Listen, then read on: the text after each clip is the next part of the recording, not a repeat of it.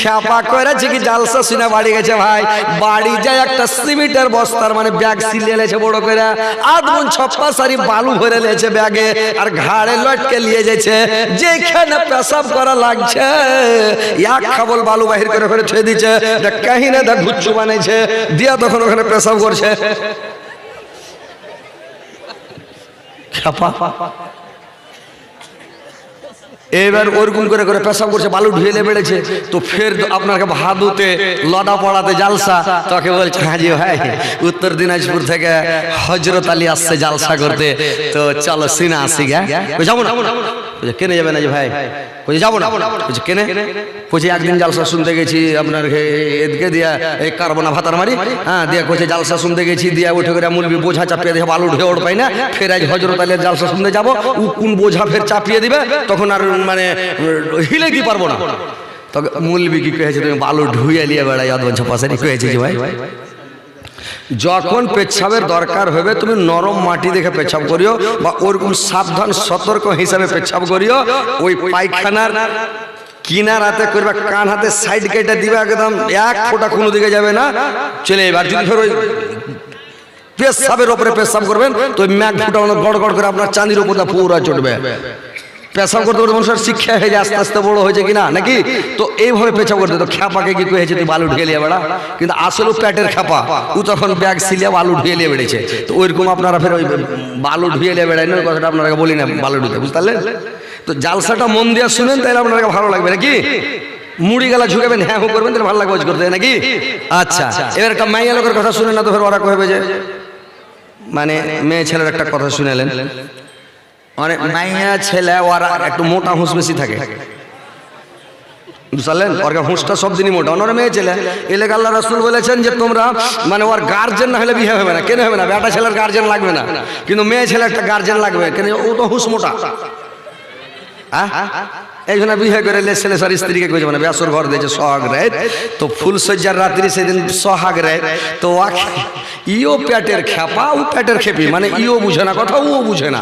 তো একে যখন ব্যাসর ঘর দিয়েছে তো দুনিয়া তার গল্প ঢিঁড়া পায়নি, হারে আইসতে তোকে বিয়ে করে লেলু, তো আইসতে তোর আমি কে হইনু কত।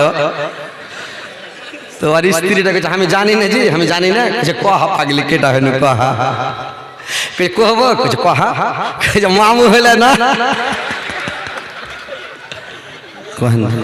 কত পাগলি উঠে ওকে 10,000 টাকা লগদ মোহর দিয়ে বিয়ে করে লেছে, মামু হইলে না, এগুলা মোটা হোসলাই।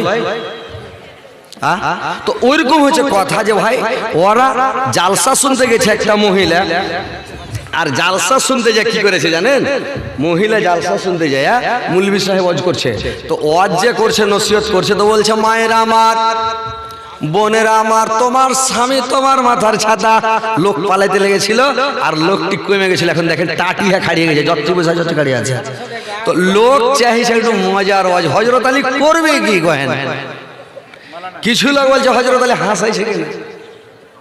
একটা লোক ওই ফোন লাগিয়ে দেখছে দিয়ে বলছে আপনি হাসাইছেন কেনে, মানে কয়েকটা কথা কাটাকাটি রাগারাগি হয়ে গেছে। তো আমি মোবাইল তখন আগে ফোনে রাগ করে কইছে হারে বোকার বাটা, ওরা শুনতে চাইছে, তো আমি কি করব, ওই কথাটাকে গ্রুপে ছাড়তে লেগেছে। আর খেলছে তাহলে গ্রুপে ছেড়ে তাহলে হযরতে গেলে আর কেউ ডাকবে না। তো গ্রুপে ছেড়ে যদি আল্লাহ চাহে তো মানুষের ক্ষতি করতে পারবে যে ভাই, পারবে? আমি ওকে বলছি যে আমি যে 2-3 ঘন্টা ওয়াজ করি, তার মধ্যে 10-15 মিনিট 20 মিনিট হাসাই, 10-15 মিনিট মানুষকে হাসে খুশি করে তারপরে ওয়াজ করি, কোরআন হাদিসের কথা বলবো, লোক শুনবে।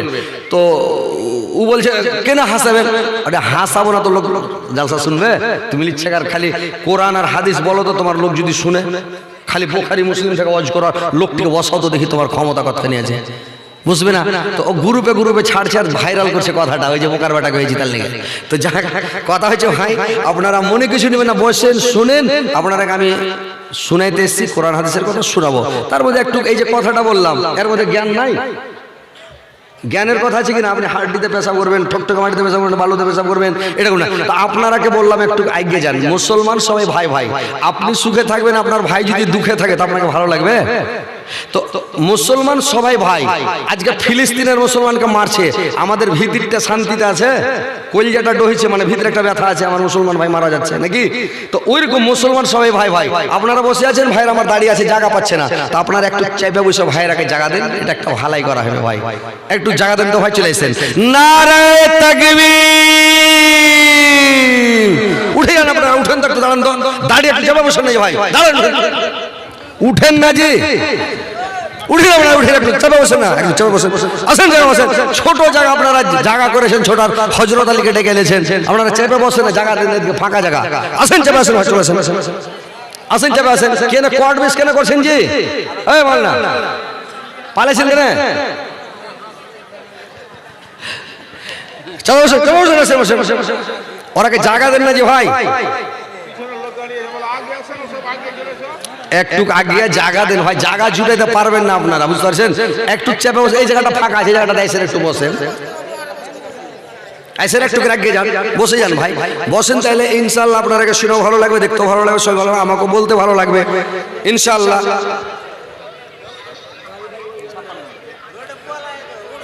এ পৃথিবী একটা সুন্দর শুধু মায়ার ঘর,